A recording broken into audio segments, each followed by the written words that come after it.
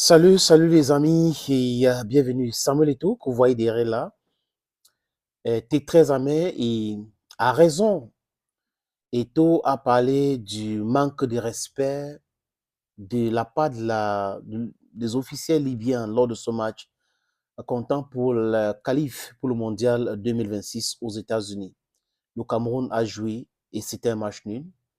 Mais nous qui étions au Cameroun, on n'a pas su ce qui se passait.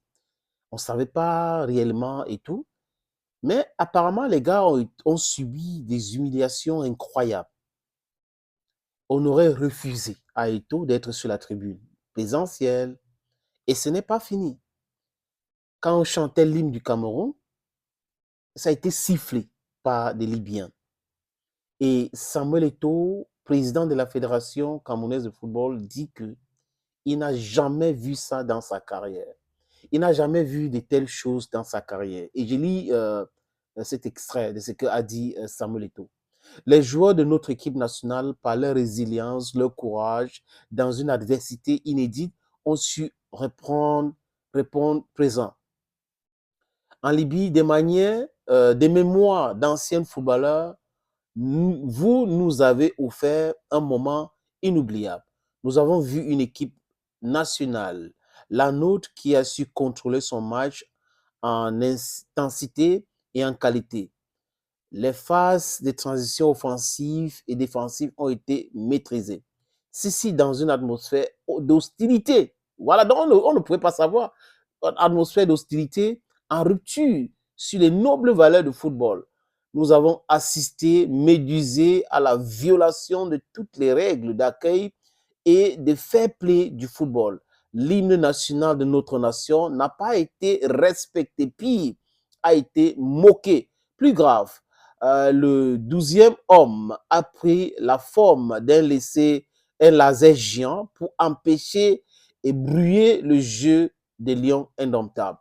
Pour ce moment de fidélité aux couleurs de notre belle nation, je me sens de devoir de remercier les leaders de cette équipe valeureuse, Franz Zamboanguissa, Clinton Jay, Fabrice Ondoa.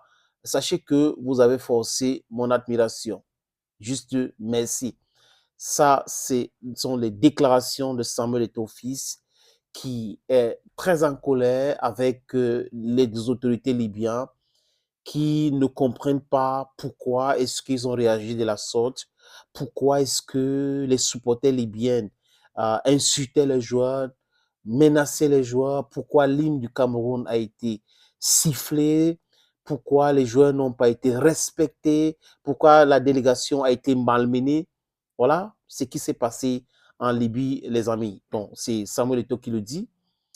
Et il était là, les joueurs étaient là. Et Christophe Aou, comment il s'appelle, Brian Beme, ont promis qu'en retour, ils vont traiter les Libyens. Pas traiter avec les mains, mais le football. Ils vont voir le football et ça sera la pluie de buts. C'est ce qu'ils ont promis. Qu'au retour, ça sera la pluie de buts contre les Libyens. Parce que tout ce qu'ils ont subi, il n'y aura pas ça ici. Oui, il n'y aura pas ça ici. Et ce message est clair. Les Camerounais ne doivent pas réagir comme les Libyens. Non. Si les supporters libyens à Benghazi ont réagi comme ça, c'est leur problème.